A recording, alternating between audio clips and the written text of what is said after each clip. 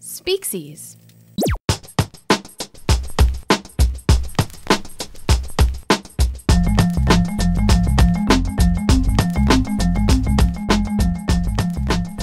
So springtime's here, and I feel like that it's almost like springtime for our country.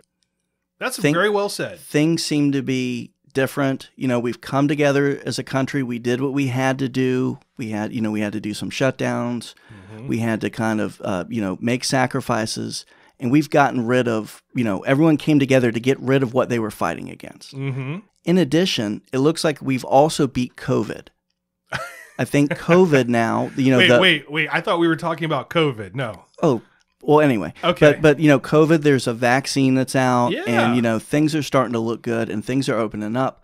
And a great thing this weekend, one of my good friends, Tom, one of my roommates from school, came down from Pittsburgh.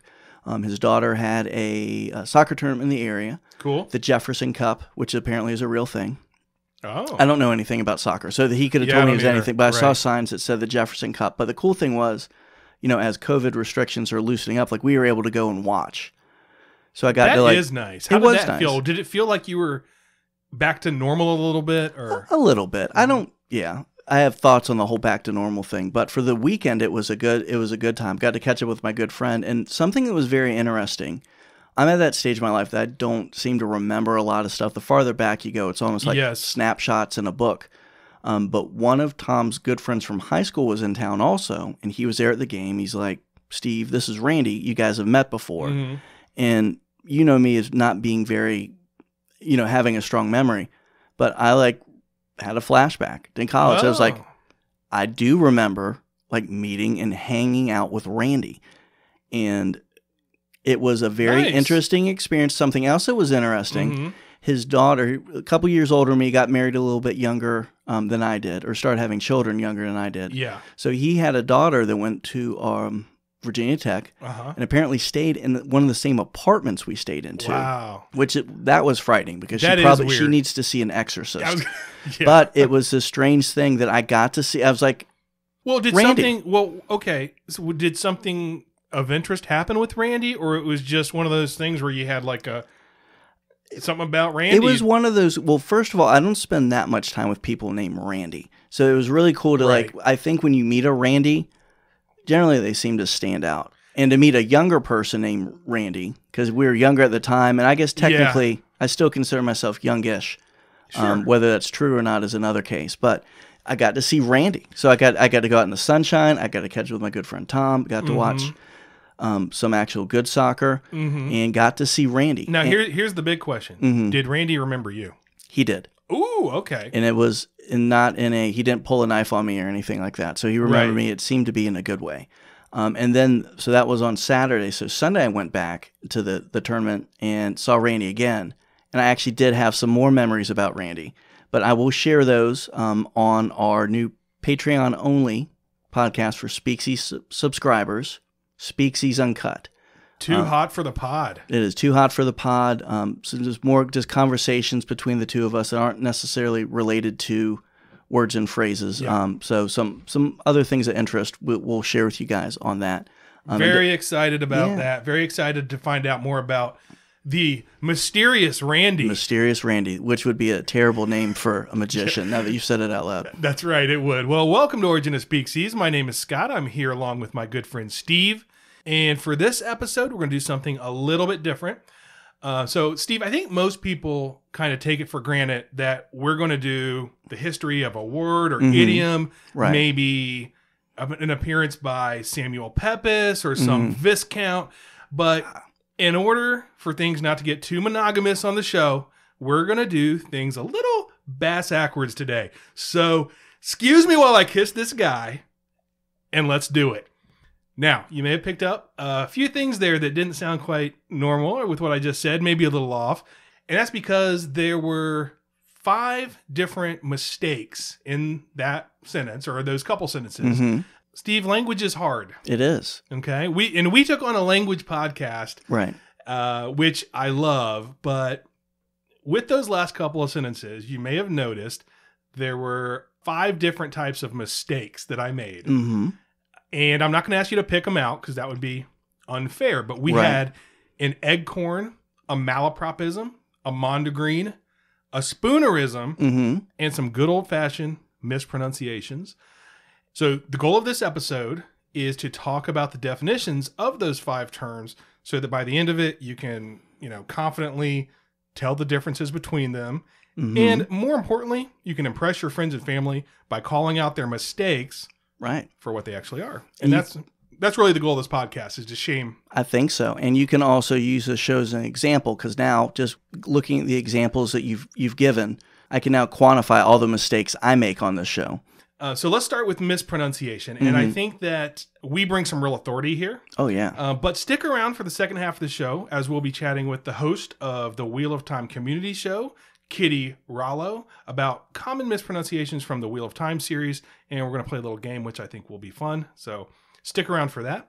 So everyone knows what it means to mispronounce something, of course. And as I mentioned on this show, we have acknowledged butchering a few names in the past, like Samuel Pepys. Right.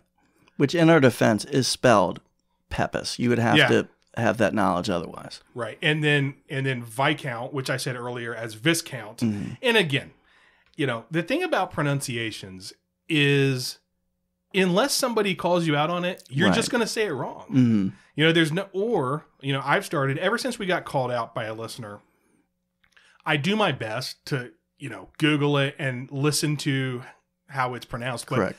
The thing is, with some words, if it's a proper name, you just don't know. Right. Like we've been talking about I say Michael Quinion since episode 3. Right. We famously were saying Barry Popick. And I remember one time you even said, is it Popick or Popick? And I'm like, I'm pretty sure it's Popick.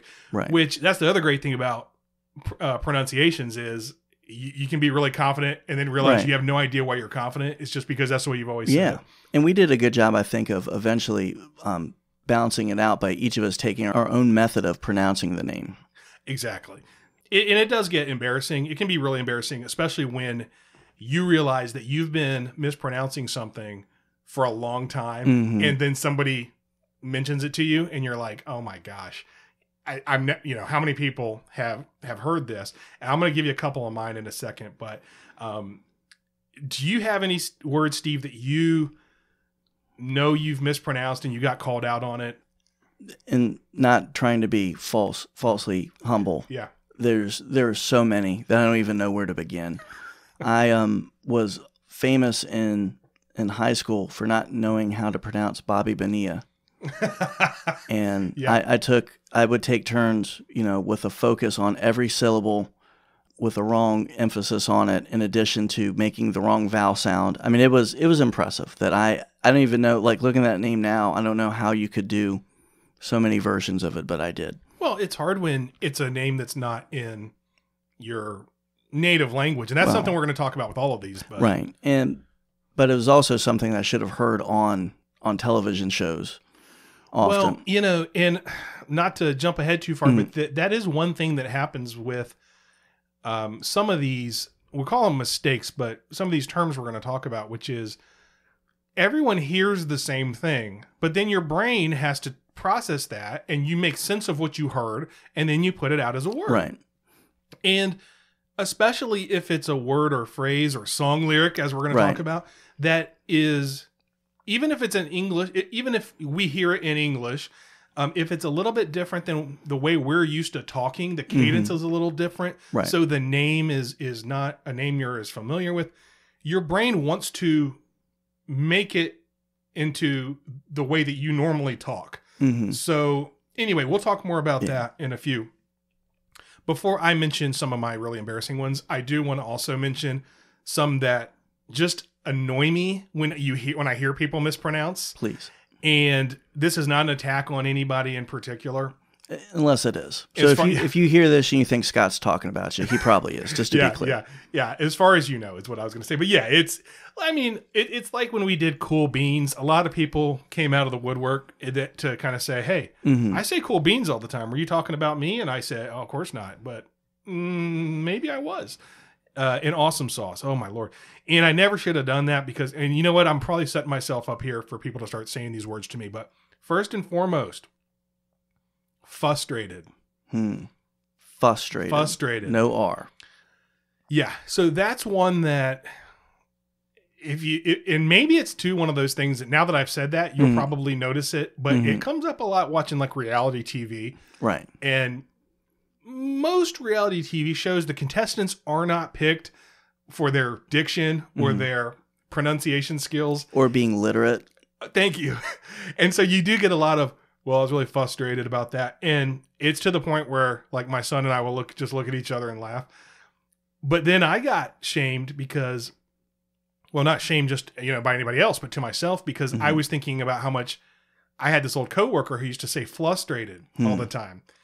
And I was like, what an idiot, right. Because he's, I don't know how much I should say, but it was somebody that I was their manager and a long time ago, and they'd come to me and say, well, I'm a little frustrated by this. And it would take everything within me to not laugh at them in the moment. Like, did I just catch a frustrated in there? Right.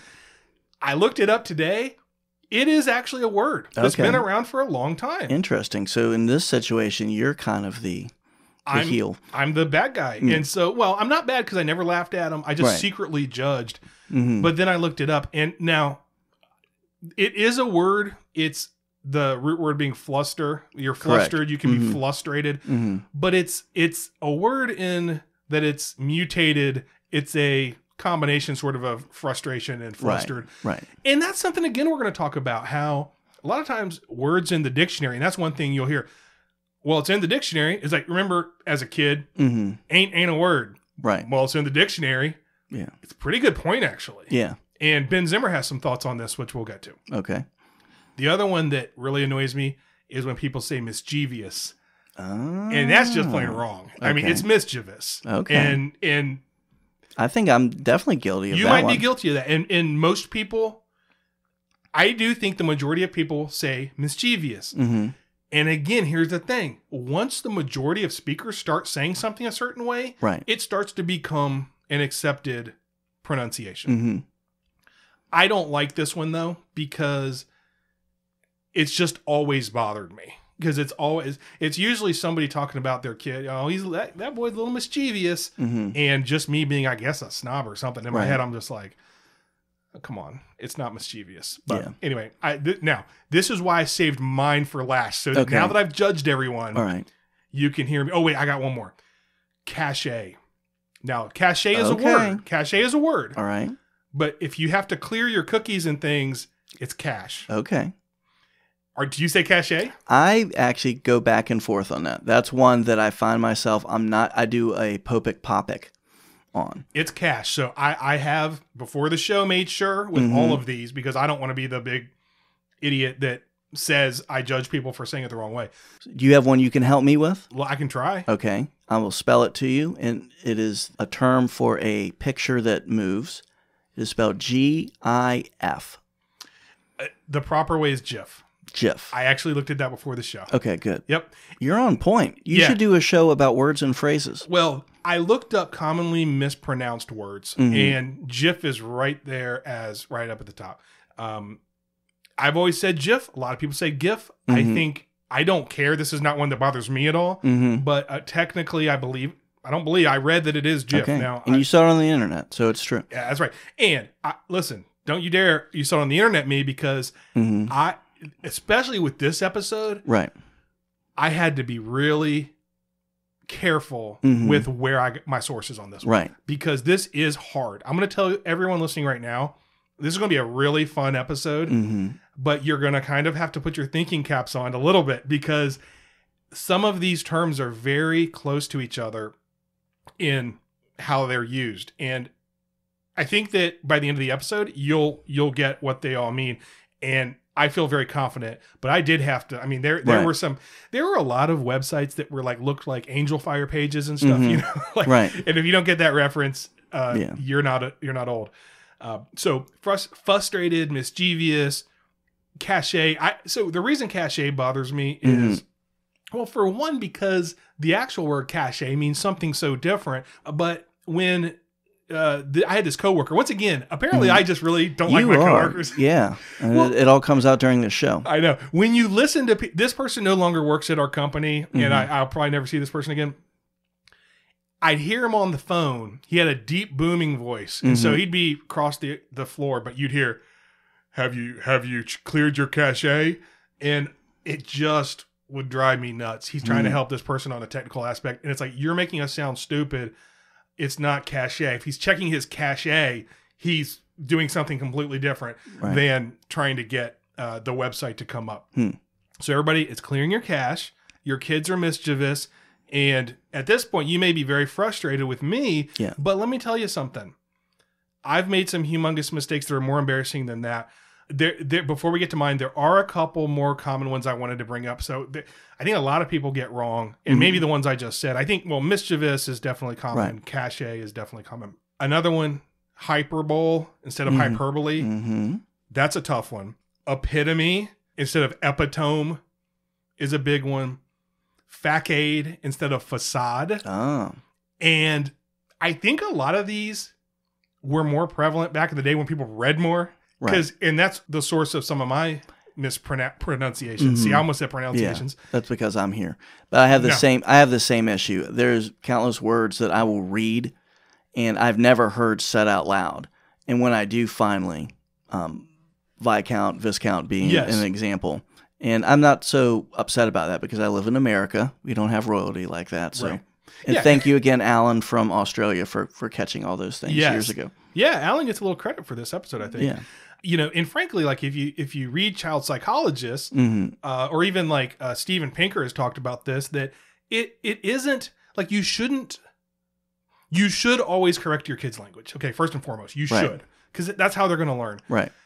You're not being mean. My mom used to correct the way I said things all the time, and I thank God she did because that's how I learned.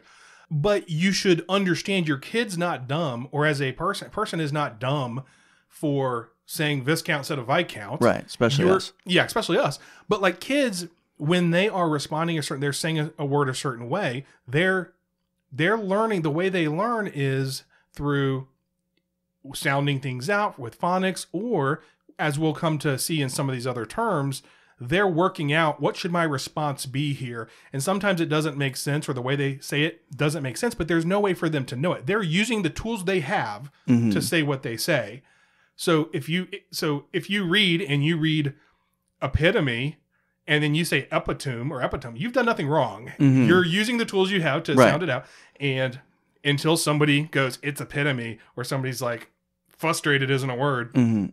All right, so let's get to mine. Okay, so mine were really embarrassing, and they were both. Well, one of them was when I was an adult. The other one was in high school. Okay.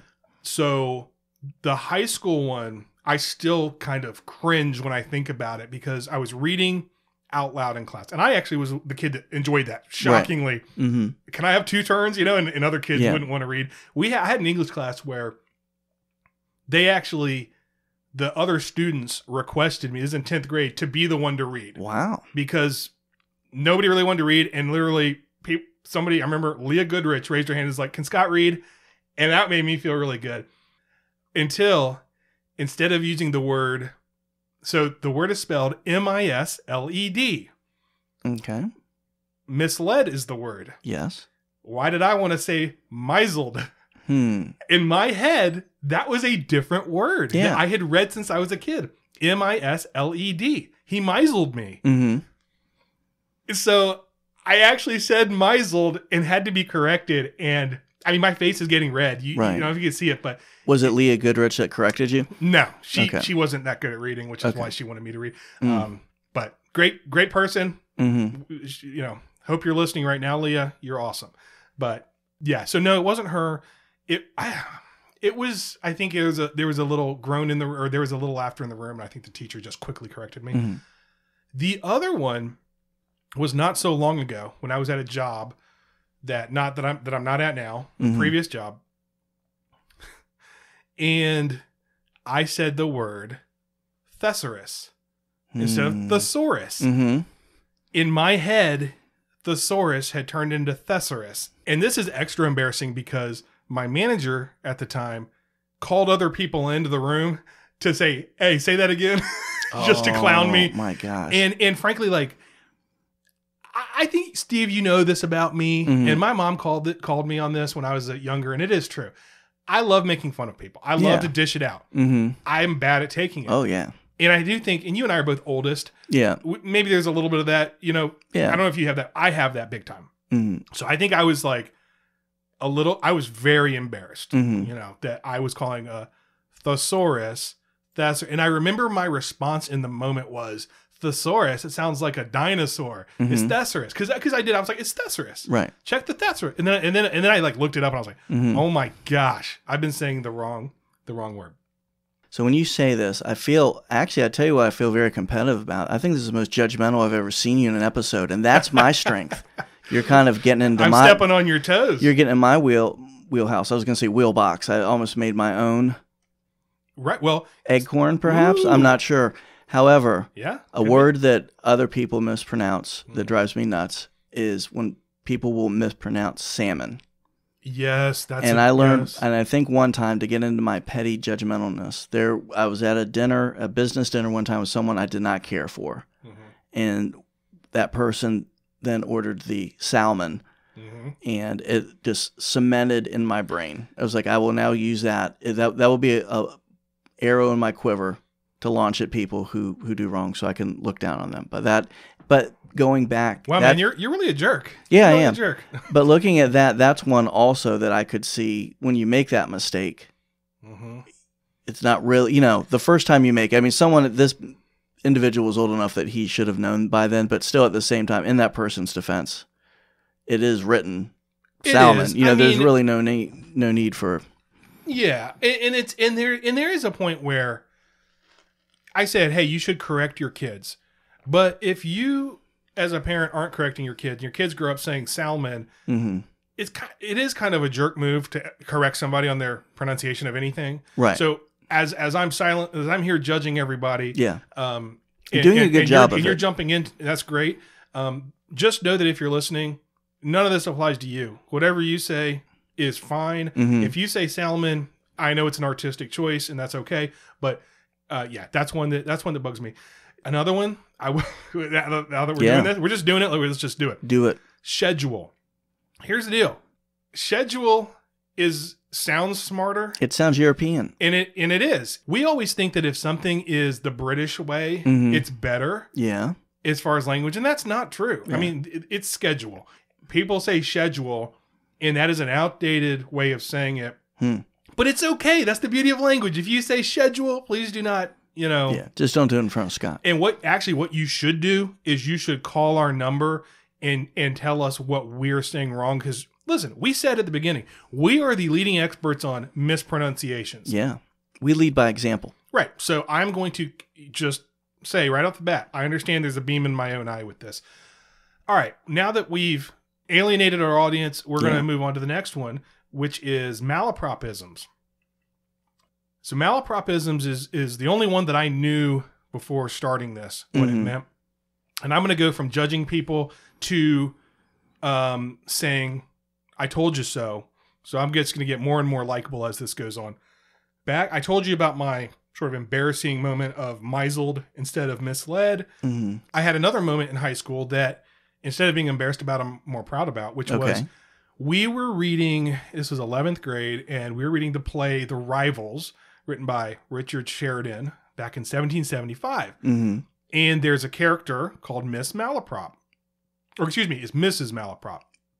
And I rose my hand. I remember asking, because I had heard of a malapropism, and I asked my teacher, did this term malapropism, I said, it must have come from this character, Miss Malaprop. And she said, no, I don't think so.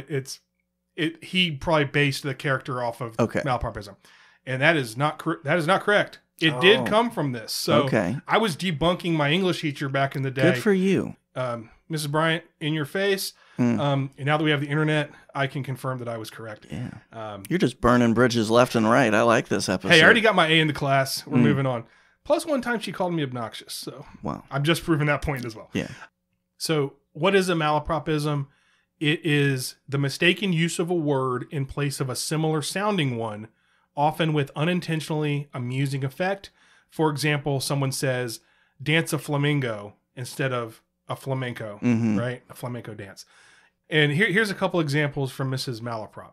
She said, alliterate him quite from your memory instead of obliterate. She's as headstrong as an allegory. instead of alligator.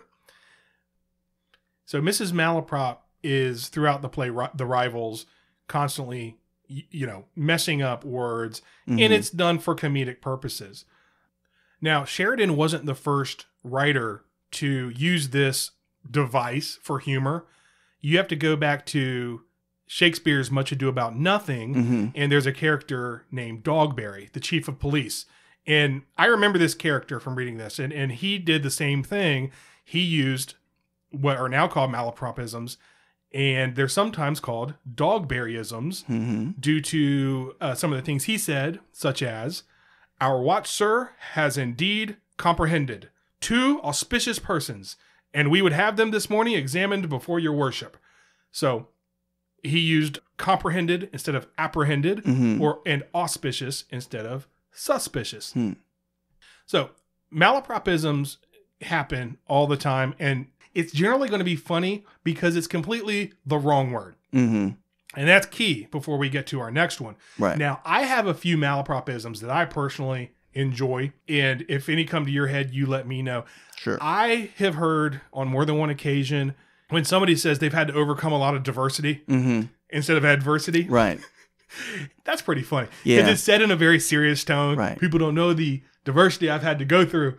Right. And now they better work. Hopefully we'll educate people not to say that, because this isn't the time to make that statement. Well, that's the thing. I Googled it because I know I've heard it, and I was trying to find it, and in everything, I mean, if you put the word diversity into the Google machine, you're not going to get, like, I actually put like suffering from diversity, overcoming diversity, and there are articles that have nothing to do with malapropisms, and I couldn't even find it used as a malapropism, but it has been, and they paint funny images sometimes. So Jesus healing all those leopards is one that I find very funny.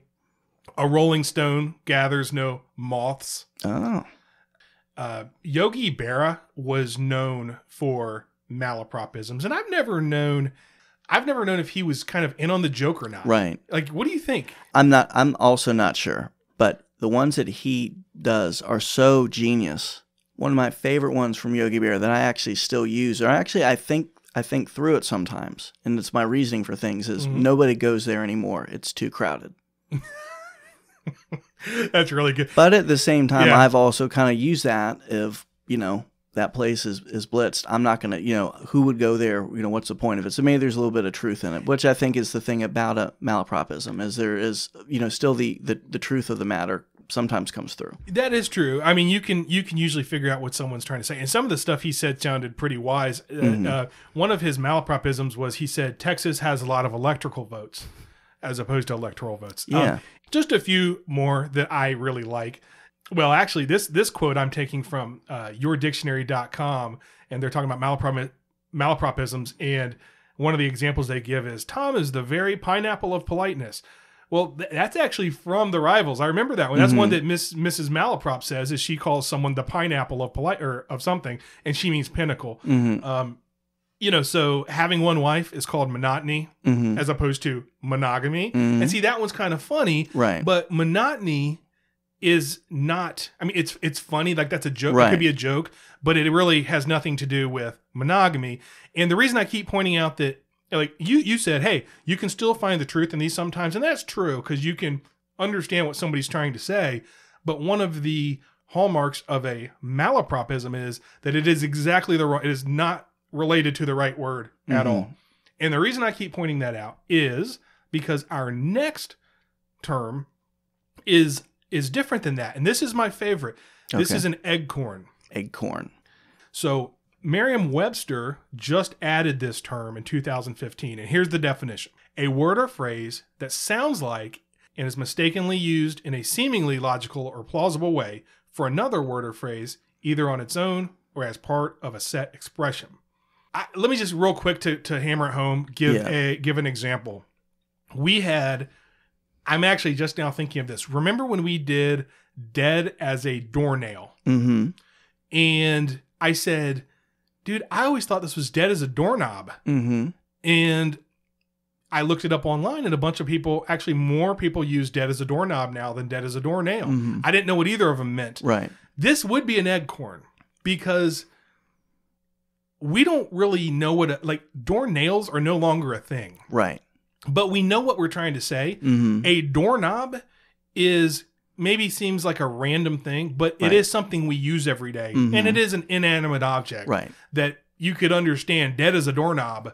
So we've replaced in part doornail for doorknob. Mm-hmm. Another one is chomping at the bit. That phrase started as champing at the bit. Okay.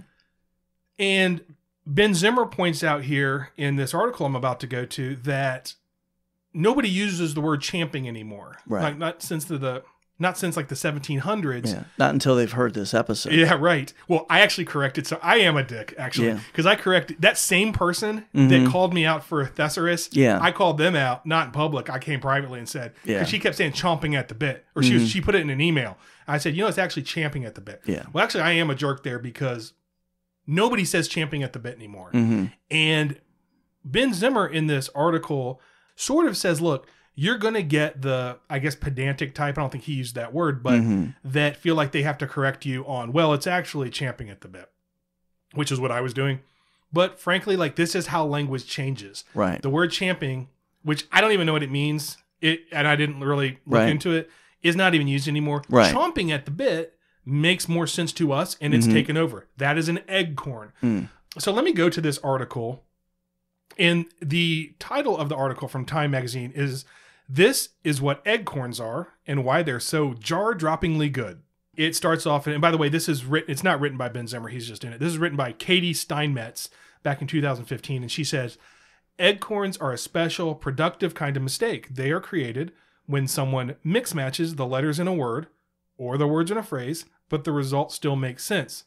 In fact, sometimes the messed up version makes even better sense than the original one.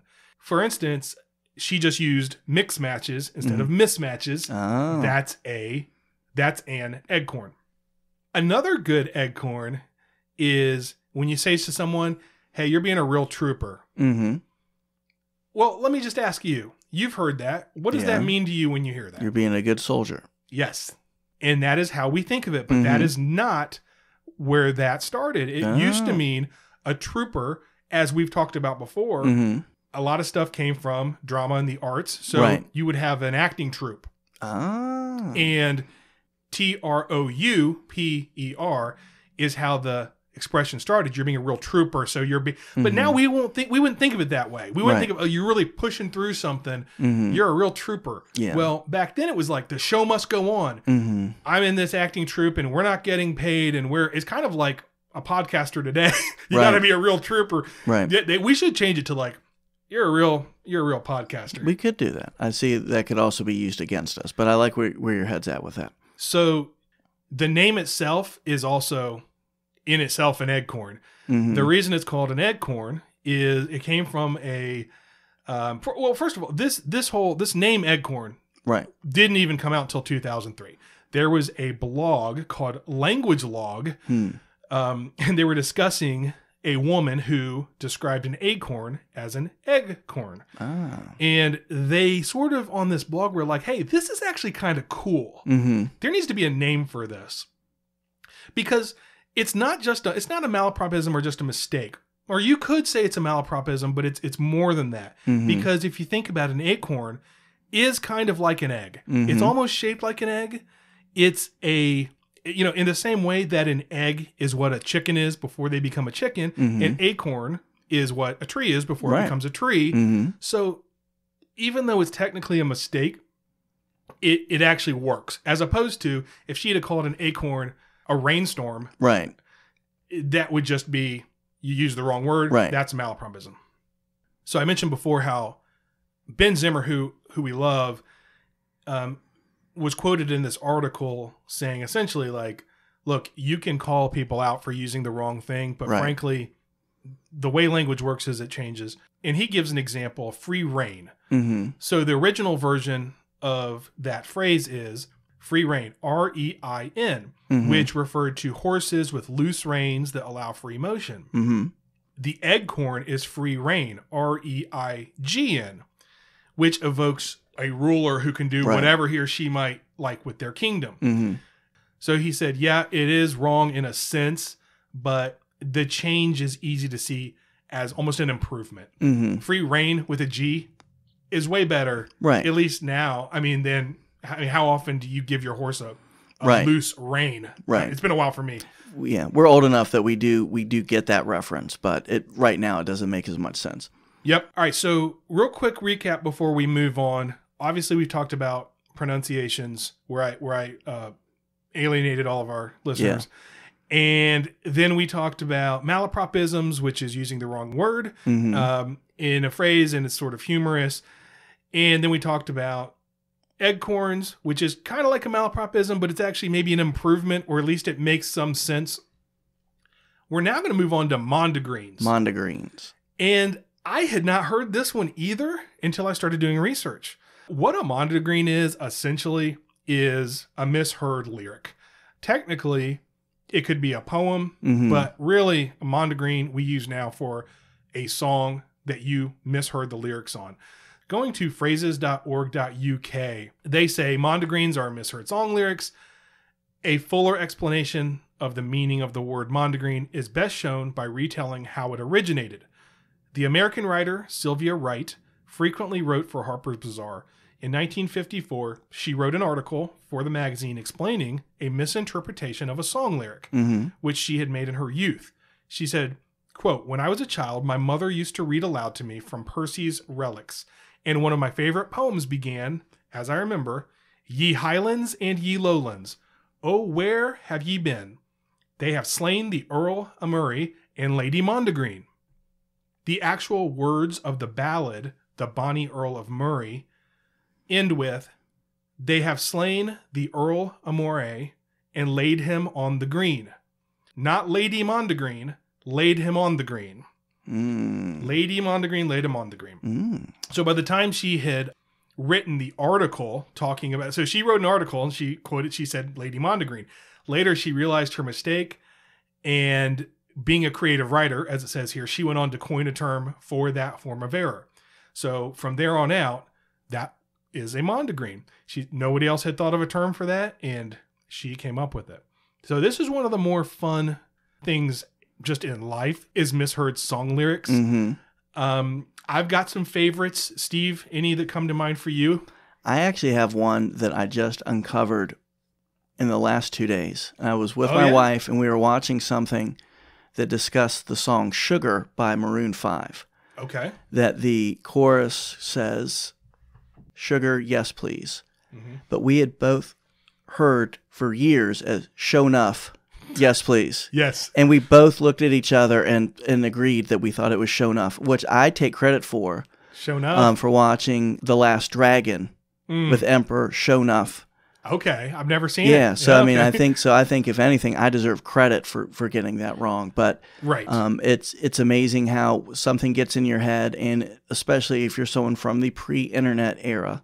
You know, if you misheard something, you weren't going to go down to the, ye old music shop and get the song lyrics to see how to correctly say a Bon Jovi song. Absolutely, and that's something we're going to talk to when we talk to Kitty.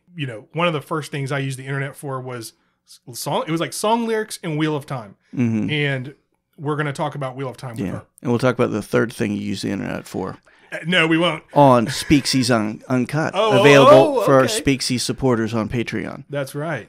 So do you have any other all-time favorites before I give you mine? I think my all-time favorite one is from a 1970s song, "Blinded by the Light" by Manfred Mann. Yes, I know where you're going with this. That I, for years, have heard, even before I knew what the word was it always said "wrapped up like a douche." Oh, yeah. And it very clearly says that. And I know now it's supposed to be revved up like a deuce, but there's some sort of in-joke there. Because he says it. It says "wrapped up like a douche," which I have no idea. I don't even want to think about what that, necessarily entails. But that is a great one to sing. Yeah. And I think that's the hallmark of a great mondegreen, is that you sing it the wrong way, even knowing it's the wrong way. Right. If you ever have that song on in your car and nobody's looking around, you sing that song, you're singing "wrapped up like a douche in the middle of the night," or whatever he says. I started the show saying, "Excuse me while I kiss this guy." That's like the poster child. Right. Which is, of course, Jimi Hendrix, Purple Haze. "Excuse me while I kiss the sky." I never thought it was "Kiss This Guy," but that's apparently what some people thought. I never thought this one either, but when I read it, I said, this is great. Beatles, Lucy in the Sky with Diamonds, The Girl with Colitis Goes By, instead of The Girl with Kaleidoscope Eyes is good. CCR, instead of There's a Bad Moon on the Rise, There's a Bathroom on the Right. Yeah. My favorite of all time, and I will only sing it this way ever since I heard it. Now, of course, I knew the real words to Tiny Dancer are Hold Me Closer, Tiny Dancer. But I defy you to sing Hold Me Closer, Tony Danza. That's much more satisfying to sing. And I think if you sing it 3 times in a row, you can summon Tony Danza to your bathroom. Let's try that. So there's an article I found from the New Yorker from Maria Konnikova in 2015. And I'm not going to get into this too much because it goes into the science of mondegreens. And we've talked about it already a little bit. I'm just going to read one quote. She's talking about, as I was saying, songs are easy to misinterpret because of, first of all, you're hearing more than just somebody talking. You got guitars, drums, everything else. Sometimes the vocals are low in the mix. And again, it's especially hard if what you're listening to is not in your primary language. Konnikova was not an English speaker first, and so she has a perspective on that. One thing she says in her article is that a common cause of mondegreens in particular is the oronym, which is word strings in which the sound can be logically divided in multiple ways. And this is what I was kind of talking about earlier. Steven Pinker said, it's like hearing that Eugene O'Neill won a Pulitzer Prize instead of a Pulitzer Prize or Pulitzer Prize. Because to you, if you've never heard Pulitzer or Pulitzer, it's a Pulitzer Prize. That's two words. The string of phonetic sounds can be plausibly broken up in multiple ways. So if you're not familiar with the proper noun, as we talked about earlier, proper nouns are the worst, you may find yourself making an error. Which is why Bohemian Rhapsody, if you don't know those words can be Bohemian Rap City, which is a whole different thing. Yeah. Children might wonder why Olive, the other reindeer, was so mean to Rudolph. And a foreigner might become confused as to why in this country we entrust weather reports to meteorologists, or why so many people are lactose intolerant. So oronyms result in not so much in a mangling as just an incorrect parsing of the sounds when you don't have the context or the prior knowledge. All right, we got one more. It's spoonerism. So I had heard this term, wasn't sure what it meant, so here goes. Article from Mental Floss explains what a spoonerism is, so I'm going to go to mentalfloss.com. And they say, you know how sometimes when you're talking, your mouth is moving faster than your brain and you transpose the beginning parts of a couple words. So you might be trying to say, you have a cozy little nook here. But what comes out is, you have a nosy little cook here. That's a spoonerism. Now, this is something that I get called out for all the time. Like my kids, I was trying to think of what the exact example was, but I know the other day I said something like that. And my son goes, you just said go touch your breech or something, to brush your teeth. And you don't even realize you've said it until somebody calls you out. These are named after the Reverend William Archibald Spooner. He was apparently notorious for his accidental wordplay. And so a spoonerism came from him. So here are just a few more examples of a spoonerism. George Carlin was famous for saying, don't sweat the petty things and don't pet the sweaty things, which is a spoonerism, and that was on purpose, of course. And words to live by. You know what? I think that's what it says in the article. In the article, it says it's sound advice, really. So that's why George Carlin was so brilliant, because it actually is good stuff. My dad is remarried to someone named Sandy, and I always just say, all right, we're going to Sad and Dandy's house. You know, means nothing. It's just funnier to say. Yeah. So one of my favorite spoonerisms that still gets used to this day is bass-ackwards. Okay. You've heard this, right? Yeah, and I actually use that intentionally often. You would think that one maybe just came out. Now, I'll give you a hint. This one came out a long time ago. Okay. And you're not going to believe who's credited with coining this one, certainly popularizing it, but maybe coining it. I'm going to give you, I'll give you one guess. Well, based on this episode, it would be fitting if it was Samuel Pepys. Yeah, I wish it was Pepys. No, actually, I don't, because this is even better. Okay. The reason this is so good is because we see things all the time on social media that are like words or phrases or sayings that are attributed to people that are incorrect, but this one's actually real. Abraham Lincoln. Oh. Abraham Lincoln, apparently a huge fan of wordplay, spoonerisms in particular. And in case you think this is apocryphal, I'm going to go to bunkhistory.com, which I love just based on... I like that name. That's tremendous. It really is. It's a good website. And by the way, I found this in a bunch of places. They say that bass backwards showed up in the Oxford English Dictionary in the 1930s, which my mind is blown. But that bass backwards can be found much earlier than that. It goes all the way back to the 1840s when a young Abraham Lincoln was practicing law in Springfield, Illinois. This was documented by Emanuel Hertz in The Hidden Lincoln. I guess that would be a hidden part. Yeah.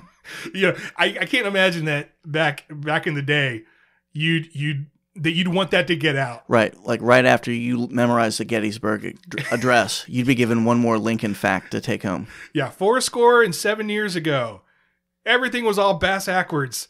So Lincoln wrote a note to a bailiff in a Springfield court, and it was full of spooneristic humor. And they do note it's unclear whether Lincoln came up with this himself or if he was repeating it, but we don't have an antecedent to say some other guy came up with bass backwards. So here's what the letter said. Quote, this is Lincoln writing.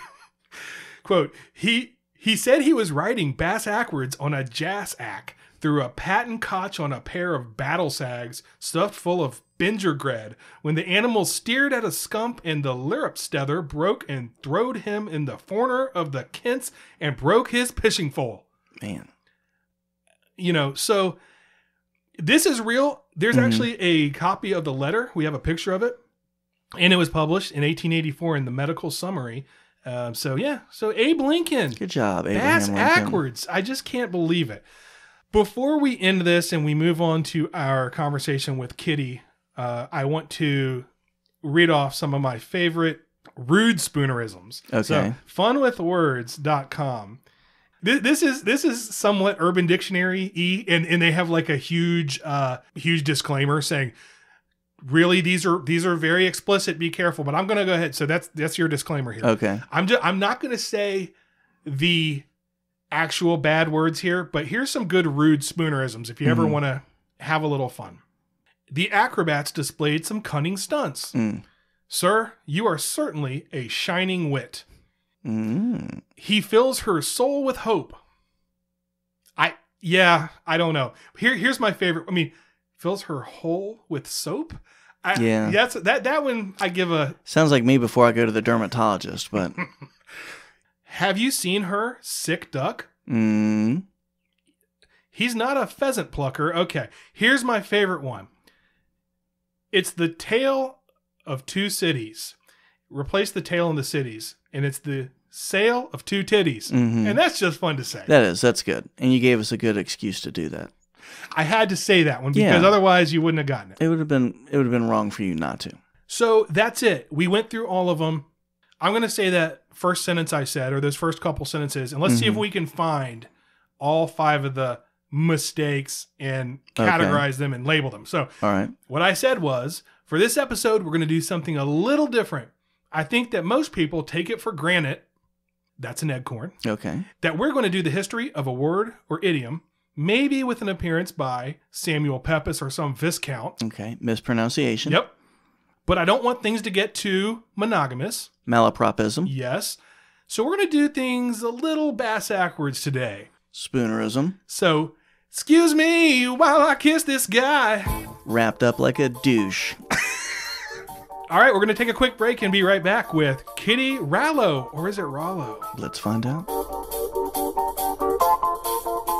Blinded by the light, wrapped up like a douche, another runner in the night. Blinded by the light, wrapped up like a douche, another runner in the night.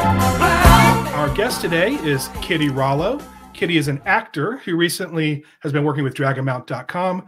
She's a host of the Wheel of Time community show, and she runs the Dragonmount TikTok, which can also be found on Facebook and Instagram at Dragonmount. Kitty, thanks so much for joining us. Thank you so much for having me. This is fantastic. this is great. And I like the moon. Is there a land fear vibe happening with the shirt, or it just happens to be? So this is my normal aesthetic, but it's also a land fear aesthetic. Take from it what you will. I love it. I love the land fear impression. So let me just tee this up for listeners to the podcast. I'm not that big on Star Wars. Steve, don't get too upset with that. I won't throw my Skittles at you. Yeah. I'm a Wheel of Time nerd. And for those of you that aren't familiar with the Wheel of Time, it is an epic fantasy series that came out. I think Eye of the World came out in the early 90s. And I have been waiting. I've reread it many times. I've been waiting for a show to come out. There's a show coming out. There's a lot of buzz about Wheel of Time. And Kitty is a big part of the community. As I mentioned before, she is very involved with Dragon Mount. So in this show, we're going to talk a little bit about Wheel of Time, and we're going to talk about some of the pronunciations. And I'm very excited. Steve, on the other hand, is going to be learning. I am. I recognize the term TikTok from earlier, and that's about it. So we'll all be learning things today. Exactly. So, Kitty, I saw the Wheel of Time pronunciation guides on Instagram, and I just said, okay, this is a perfect time for me to wedge Wheel of Time into my podcast. So I thought, yeah, it is hard to know how to pronounce certain words and phrases, especially proper names. So we're going to get to that. But I was curious about your origin story with Wheel of Time. Are you a longtime fan? Did you recently get into it with your association with Dragon Mount? In college, I lived across kitty corner in the dorms to my best friend, and she kept telling me I was such a green. And I had no idea what the hell she was talking about because I had never read books. Now, I was huge into fantasy. I loved Terry Pratchett, Terry Brooks, but I never read Wheel of Time. And she wanted to go to a live event that was hosted by Tarvalon.net and didn't want to go by herself. So I joined before I even read the first book. And I kept thinking, oh, maybe I'm a brown. No, I'm a brown. I'm a brown, right? No. I'm a green. Yeah. I'm a green, 100%. She got me right. And the best part is we all, Tarvalon.net is it's not a role-based community, but we do have all of you work your way up the ranks and you have your fake name, and her fake name is Pilar, and she goes by Pi for short. And that's who she is to me, to the point that even her job today, she's called Pi. So wow. Yeah. Well, one of my questions was going to be, what's your oddjaw? So, and you're green, if you're green, you're ready to go to war. You're ready to fight when needed. And you can have more than one warder. So that's exciting. I do. Okay. Well, there you go. And we talked before, you had a little land fear character going on as well. So that's very exciting. Well, I would say that for me, it was just seeing the book in the bookstore was very exciting. And I saw that the much maligned cover by Daryl K. Sweet, right? I have to say I have a warm place in my heart for those covers, but I do also like the e-covers or the digital covers that have come out since then. I don't know what your take is on the covers, but I'm going to say they're nostalgia. Yeah. And that's where they should stay for the old covers. The covers, it's like characters aren't in right proportion. They don't look like they are in the books, but they are mysterious enough to where I needed to know where Lan and Moraine, or these two characters who I didn't know who they were yet, were going on this cover of this book. So, so Dragon Mount, how did you get involved with Dragon Mount, with the community show and everything else you have going on there? There's a convention every year when there's not a pandemic called Jordan Con, and it is in Georgia, obviously based on Robert Jordan's Wheel of Time. And that's where I met a lot of people from Dragon Mount, including Jason, who is the owner, the creator for Dragon Mount. And he and my sister are really good friends. And when they decided to start the Wheel of Time community show, they needed a host who's also a face and an actor and a decent person. Yeah.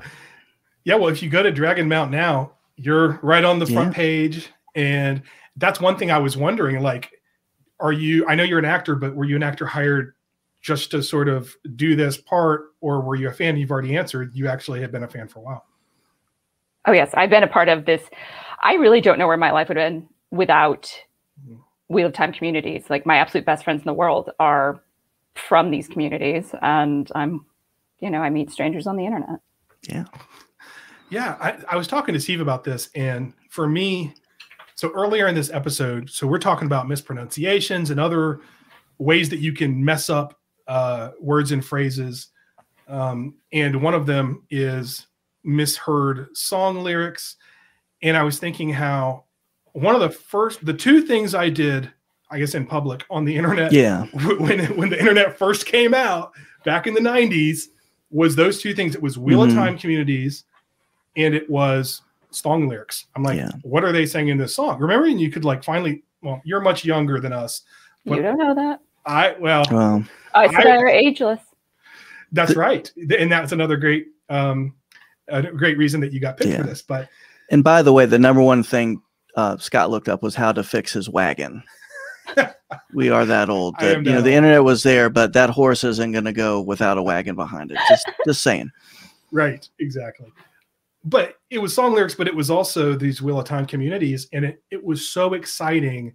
Like for me, the FAQ, I would just spend hours when I should have been doing homework, either reading Wheel of Time or reading the FAQ or being on, the forums at Tarvalin, you mentioned, .net, or Dragon Mount. I mean, I think Dragon Mount has been around since 98, I think. I think so, yes.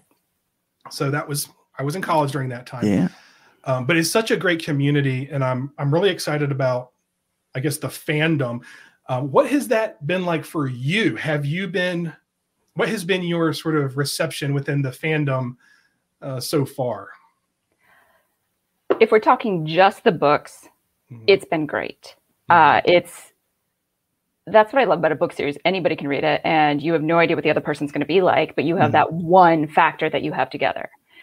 Yes. But now when it's come to the casting of the show, it's really interesting seeing the dichotomy of you read a book, you see a movie in your head. And if your movie is not the same as the actual, and if there are changes, but yet again, like the series is 30 years old, there has to be changes. It's been interesting in seeing people, whether or not they have grace with themselves and grace with others, or if they're just going to dig in and just fight the casting. They can't do anything. Especially on the internet, grace is not like a value that seems to be celebrated. Except when we do stuff, of course, we're always. There's been a lot of fantastic, wonderful people, and it's a community. And I think also with the incoming TV show, it's going to blow up, which is also really scary for people who are used to this smaller, close knit. Like Jordan Con, I think is only like 8,000 attendance, versus you go to Dragon Con, it's what 40,000 now. And this now has the potential, and it's kind of like, oh, it's my cozy home, and now it's suddenly strangers, and everybody's coming in. So there is space for everyone. It's just going to be a learning curve, and it's okay. I think that's very well said. With the casting, it's tough because you have in your head, like you said, even if it's not I pictured some, we're going to have to go ahead and do our pronunciation thing soon because I want to talk about characters without giving it away. Let's just say Matt, because that one's not on the list. Well, that's a bad example because he kind of looks like what I pictured in the books. But there are others that you have in your head one thing, but it gets cast and you're like, that's what that character looks like. But then you look at the actual description from the books. You're like, oh, they were dark skinned all along or whatever. It wasn't even mentioned. That's the best part. It's like when it's only mentioned, it's just hair color and like height. Right. And then suddenly you're like, oh, that's right. Oh gosh. Shockingly, I pictured everyone in these books to look exactly like me, even though it either wasn't said or it was said, but, and I just missed it. And the other part you said is very true too. I mean, Wheel of Time is my favorite series, but I also love Terry Brooks and all these other ones. When Song of Ice and Fire was being adapted for HBO, I had said, I'm not going to watch this. I refuse because I love the, I just said it can't, they're going to ruin it. And then I saw, I think like the previews and I said, ooh, this might be good. And then it was amazing. And now with the Wheel of Time, I've just been terrified. Steve knows. How many times have I said this to you? Countless. And it really does just come up out of nowhere, not being facetious. He's like, I'm worried about this. They're going to do this. And, and I think also it's part of it. It's something that means a lot to you. And like you were saying, Kitty, It's a community that people, it's a precious thing to them. And to have everyone come in, and also, you know, something that was your own by itself, you don't want someone else to take your baby and, you know, raise it wrong. At least the one thing we have, though, is this book series is finished, unlike Game of Thrones. Very true. And you know, you've got, I know Harriet is involved. Yes. That's Robert Jordan's widow, who was also his editor. And I think is Brandon Sanderson technically involved? Okay. He is. So Team Jordan is it's Harriet, Marie, and Alan, and then also Brandon Sanderson. And they are all still very active and very, like I said, our pronunciations, we know where to go to get them. Right. And by the way, speaking of pronunciations, what's really funny too is there is a glossary at the end of the book. Oh, I know. And so I'm the type of person that when I get a book, I open the first page, I look at the copyright, I read the dedication, and I just, you know, I just consume the whole thing. I remember getting to the end of Eye of the World and going, oh my gosh, I've been pronounced, this was here the whole time. I could have just flipped back and seen what how these names were supposed to be said. But by then it was too late. It was it's already in your head. I've with doing these pronunciations, people are like, oh, that's it, but I'm still going to call them this. I'm like, that's fine. Yeah. The power of books. Yeah, it has been fun to see. I was, I think maybe the first video I saw you in, or the first one that I actually interacted with was when you brought up the first pronunciation guide. I do want to mention too, like what you said, I'm scared. So I put I have a Twitter of Time character. It's, you know, Pad and Fane, which who knows if that's even being said right. It's probably Faine or something, but which is not a lovable character, but I was very fascinated by this character. First read through and want to know where it's going to go. But I've stopped going on the Twitter of Time because it's like, I go on every once in a while, but there's so much, there's a lot of love, there's a lot of good stuff, but then there's a lot of like arguing about little things. I'm like, I just want to enjoy that, like this without that going. So it's got to be a fine balance, and you being involved with the community, I think is a really good thing. And what you guys are doing at Dragonmount, because it's really emphasizing the fun parts of the show, the positive. Like you're not coming out saying, what did you think about this person being, I mean, you do a little bit of that, but it's always coming from a good place. Right. I've noticed. And I haven't even I don't even have a Facebook account, so I haven't gone on. Well, I have one, but he has one. Deactivated. Do you have MySpace? He's been banned. Just finally got rid of my MySpace now. So anyway, I don't know why I'm making this all about me. I think I'm excited to talk about Wheel of Time if you haven't noticed, but let me ask you this before we get into the pronunciation guide. Do you have a favorite character? And if so, have they been cast yet? And how do you feel about it? Lanfear she's my girl.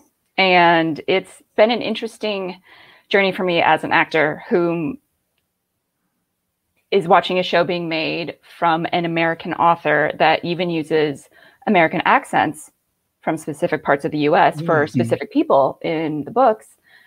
And then being told publicly that they are not hiring American actors and they're going to be filming in Europe because fantasy means European accent.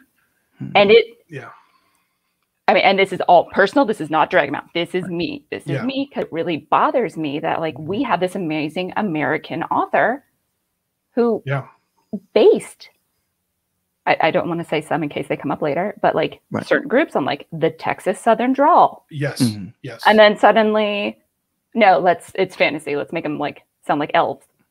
Like, it's a really good point. That's why I'm like Lanfear. I would even settle for, Dark Friend number 3 right now, but I'm American.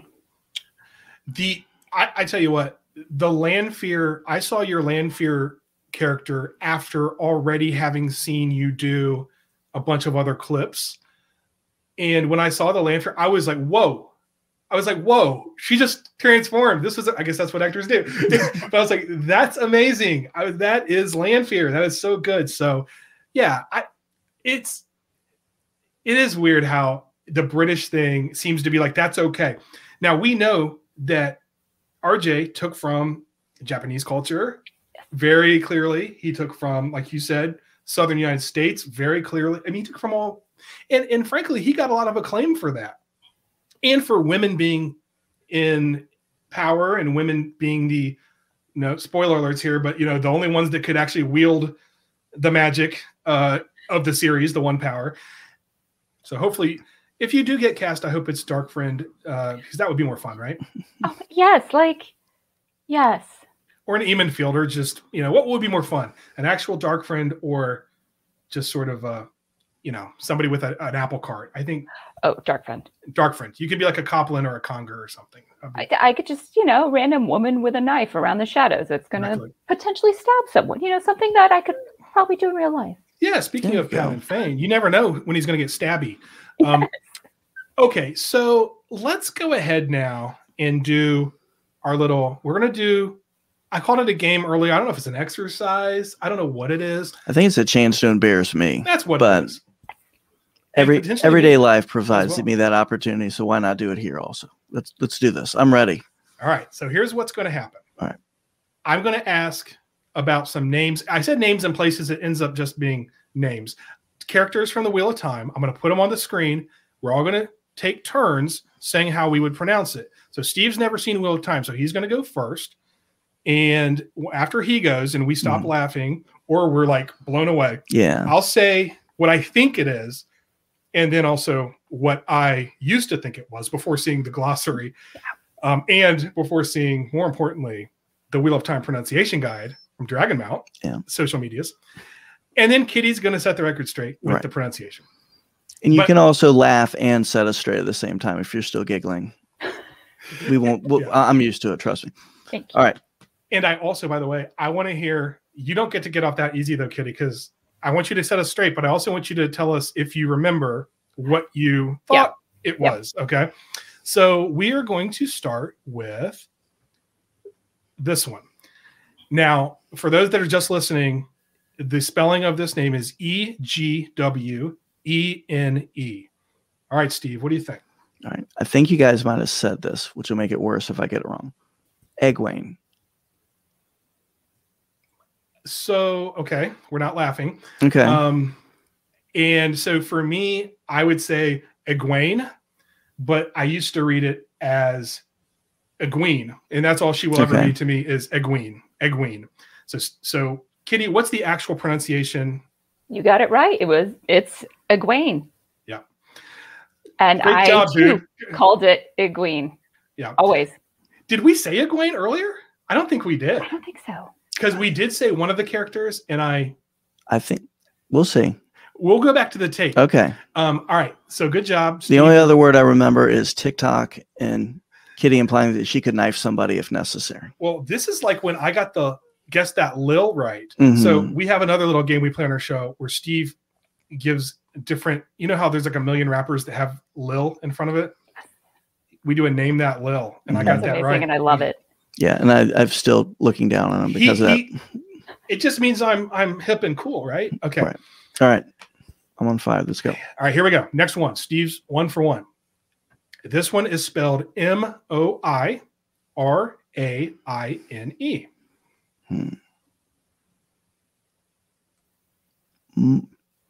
Overthinking it. Moiraine. Okay. I think it's actually Moiraine, but it will always be Moiraine to me as well. Okay. Kitty, what is it? It is Moiraine. It's kind of got a moi.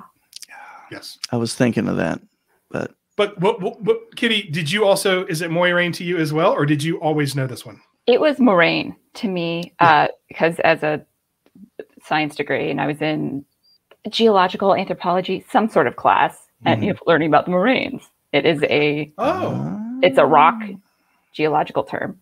So I'm like, oh, it's like the detritus of from glaciers. Don't judge me. It's been a while since college. Yeah. Well, first of all, you're bringing in actual good hard stuff in here, and you said detritus. Wow, not detritus. Yeah. Detritus, which I'm sure is the correct spelling, and I'm sure I would have jacked that up. Yeah. So you just hit on like another pronunciation issue I have in my life. But I might have said it wrong because I've also heard it detritus. But I'm like, I don't know. You sounded really smart. Now, if say you it just with say confidence. it with a British accent. Oh, just kidding. can handle a knife. I wouldn't push it too far. Yeah, with that. no, I wouldn't either. And you haven't even seen the Landfear. And Landfear is a scary, scary, scary She's coming. She's coming to TikTok. Oh. You might have to get on. You might have to get back on TikTok. Well, it will be cross-posted to Instagram and Facebook, so you can still see it there through Dragon Mouse. He's a Reels guy, so that's good. That'll make him. He's a Reels purist. All right. I'm a MySpace purist. Yeah. Okay, here we go. Next one up. This one is spelled F-A-I-L-E. Filet. So I nailed it, didn't I? What I love is that Steve is trying, because it was always fail to me. Actually, this is one that in my head, I now say the right one. Filet? Well, I think it's actually Fail. Is that right? Yes. And what was your history with this one? I feel like I'm stealing the thunder by saying what it actually is. I'm just going to say the wrong one going forward, but I only know this because of years of being a fan. But anyway. It was interesting because you read it and he can't be Fail. Why would he name somebody Fail? That's a terrible name. So I think I did also Fail or Fail, but within the boundaries of it. Do you think Fail is the most hated character in this show?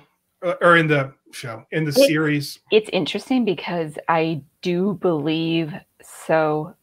Yes, her, and strangely enough, there's a lot of hatred towards another one who is a main character, and I do believe her name is coming up. Oh. Yeah, and of course, and we're not going to do this one, but Gawain is hated, which I never really understood that. I like him. I always liked him. It's weird. It is. One of the weird things about the books that people always forget is you keep getting older, but the characters are teenagers. They're going to be full of anger.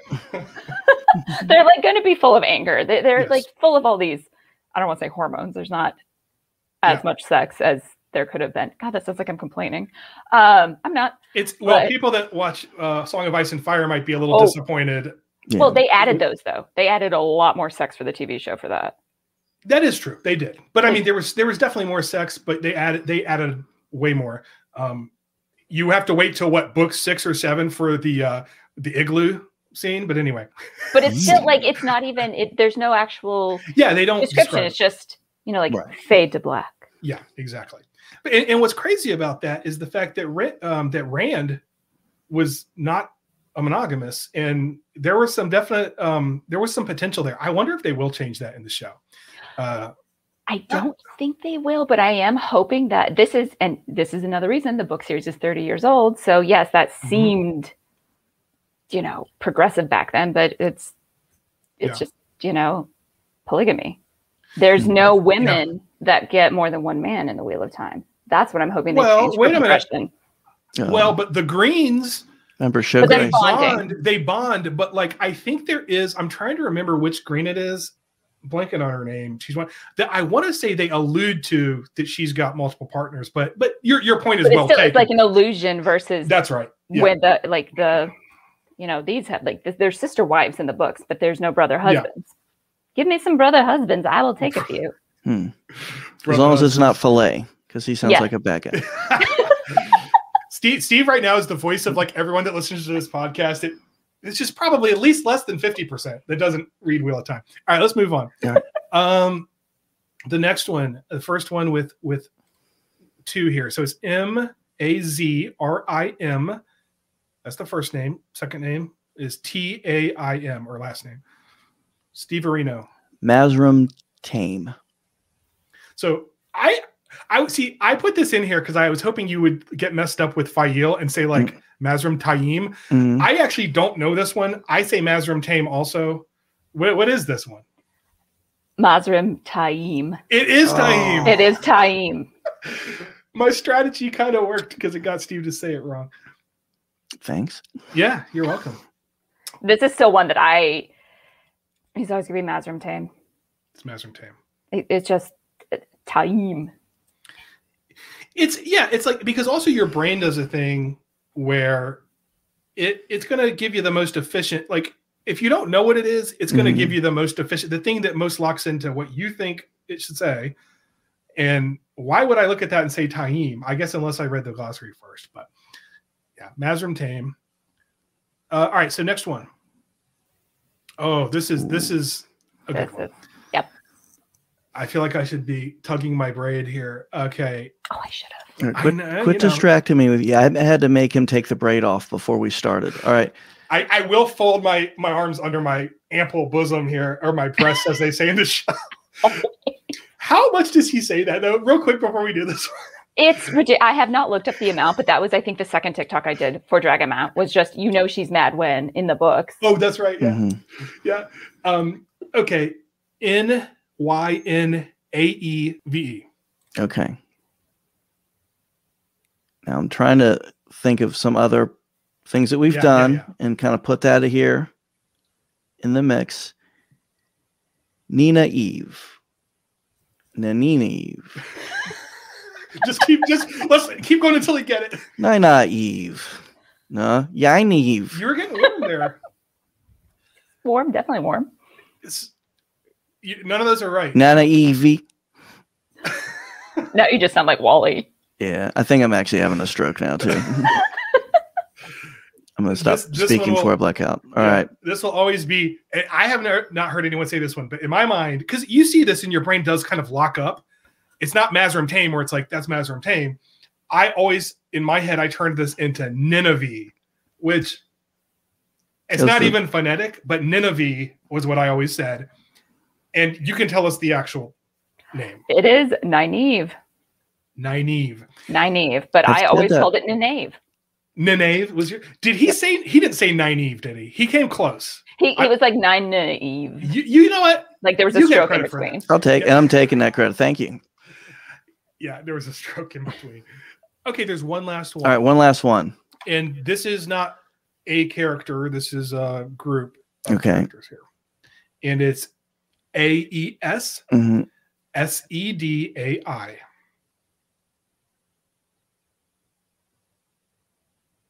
Aes Sedai. And that is how I always. Yeah, Steve knows he's wrong. That's what I always thought too. I would say Aes Sedai, and then I heard it, and it is Aes Sedai. Aes Sedai. So it's very close.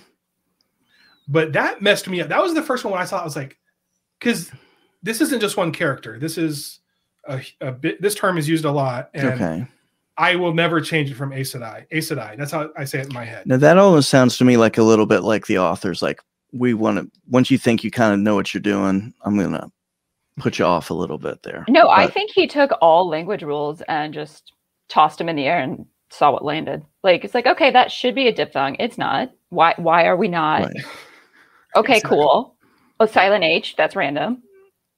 Yeah, it's like I read an interview of Quentin Tarantino talking about Inglourious Bastards, and okay, what's the meaning behind misspelling bastards? And he's just like, it's just a thing I do. It looks cool. I think that's how Robert Jordan was. I think you're right. It's just I'm just gonna do it because I can. Aes Sedai. And by the way, I think I would be a gray. It seems boring, but I think what are they like philosophy and logic and stuff like that. Mediators, and they usually back the blue. The blue that has a different meaning now, but like the blue Aja over the red, which are the worst in my opinion. But for the books, yes. For the books, yes. It's interesting because a lot of the Wheel of Time communities that are online, the red Ajas have evolved in different ways. So really? It's so strange. My sister, who is my partner in crime if we're caught, she's a red and I'm a green, and the way it has evolved over time throughout the online communities has been almost like this opposite side of the same coin for red and green. It's been really interesting because we've learned to differentiate between book green or book red, right? Online red. I just haven't been as involved with it for various reasons with the online community to even know that. And I guess now that you say it, like once the series is over, you're kind of like, well, the red definitely weren't the bad guys, like at all. Like they were. Some of them were, but there's bad people in every Aja. Yep. Just some rose to power in the red that, we've all lived through times where somebody's on top that shouldn't be. Yeah. Be it school or politics, I'm not being political. That's what we tell. I tell the kid. I said, sometimes our team's going to win. Sometimes the other team's going to win. You deal with it. And also, naive is the proper way to say that name. 100%. Steve keeps trying to reel us in. It can't be done. Just like Rand. Sorry. You can't put me in a box. All right. If anybody from Wheel of Time is listening to this, they will hopefully give me some credit, and it won't have the same look Steve has on his face right now. Okay, that's all the ones I had. I guess, do you have any other ones off the top of your head that people mess up a lot that you want to set the record straight on? I'm just springing this on you, so no pressure. Probably like the two are going to be Tom. Yeah. Which you think, it's Tom, but it's spelled THOM, but the H is silent. Mm-hmm. Right. And then this one gets people really mad, but it's lawn, not land. Yeah, that bothers me too. It bothers me too. That, it bummed me out. I know, but I like being a spokesperson. I have to be like, yes, he is lawn. LAN, lawn. Lawn. Yeah. Like mow him. Well, Steve and I are, as we mentioned at the top of the show, I think, we are, I guess, experts in mispronouncing things. Yes. So this is very helpful. And thank you for all of the good work that you're doing. Is there anything else that you have going on that you want to, I guess, tell our listeners about? Any other Wheel of Time stuff or otherwise? I do have a segment for the Wheel of Time community show. It is a cooking segment because I am a chef. And I'm actually pulling from the books, going through chapter by chapter. Yes. And seeing what they are eating and then trying to make it a baseline simplistic recipe. Mm-hmm. Like you can zhuzh it up the way you want to, but it's definitely been interesting of realizing, wait a minute, is there soy sauce in the Wheel of Time? It's like, well, they do have root cellars and they do have containers, so they could do some fermentation. So it's been a lot more research on my end, which does not come across. I'm just like making things, which is right. But there's a lot of thought going into it. It could be like a Wheel of Time kombucha thing that comes out of this for you also. You know, I'm so glad you brought that up because I did watch the Tam Althor, the stew. And I actually sent it to a friend of mine because we used to, so when I used to read the series in high school, because I started in high school reading it, and I would just take pages and I'd highlight them and I show my friend Eric, because we would just laugh about the way he would describe food. First of all, it would always make me hungry, but it was also just so funny how descriptive he would get with like the crusty bread and the lentils and everything. So it was really a trip watching you actually make it, and you did a great job. It definitely felt very natural. So yes, please everyone go check that out. Yeah. And I was trying to decide whether or not to bring this up or whether it be creepy, but I'll say it. Yeah. We enjoyed your cooking video. Yes. It is the most comforting thing. And I mean this sincerely, like it is so relaxing to watch. There's just something about it. It's like watching a river go by or something. I mean, honestly, it is just very soothing to watch. Is it like Wheel of Time ASMR? Is this like a thing I'm starting now? Maybe it's a food thing. Maybe it's because I saw Butcher, then I saw that, and I just had good associations. But honestly, not in a weird way. It's that's great. It's just very comforting to watch. Yeah, it's good. I think cooking show is definitely an option for you. So you've got the culinary background, and hey, Tam's stew. And then I'm sure, have you done, is it Marinal Veer's honey cakes? Or that was the first episode. And you did do that. Interesting. Okay. I did like a rustic version because, in Tarvalon, there's going to be like the super bougie, but this was, you should watch. It's good. I will go watch that one. I have been making my way through different ones. So Kitty, thank you so much for joining us today. This has been a blast, and we're going to keep watching the videos and checking out Dragon Mount. If you want to find out more about Kitty, please check out her website, kittyrollo.com. She's also on Facebook at Kitty Rollo and Instagram at The Dark Ray of Sunshine. Mm-hmm. And of course, you will find her on all things Dragon Mount. So make sure you subscribe to the Dragon Mount TikTok, Facebook, and Instagram as well. Thanks again, Kitty. This was an absolute blast. Thank you so much for having me. And that was our conversation with Kitty Rollo. If you enjoy our show, please consider becoming a Speaksy supporter. As a Speaksy supporter, you receive exclusive content, including new podcasts like Cringe Watch, and also our new video podcast, Speaksy's Uncut, Plus, you get full uncensored video interviews with great guests like Billy Mitchell, Dusty Slay, and MC Search, plus a chance to win a pre-worn bandana from me or a bag of Scott's beard clippings. Your cost, whatever you want to pay. A contribution of any amount unlocks all content and benefits. Become a Speaksy supporter today by going to patreon.com/Speaksies. That's patreon.com/Speaksies. Thank you again for listening to Origin of Speaksies. Bob's your uncle. Watch out for bears, and kale is from the devil.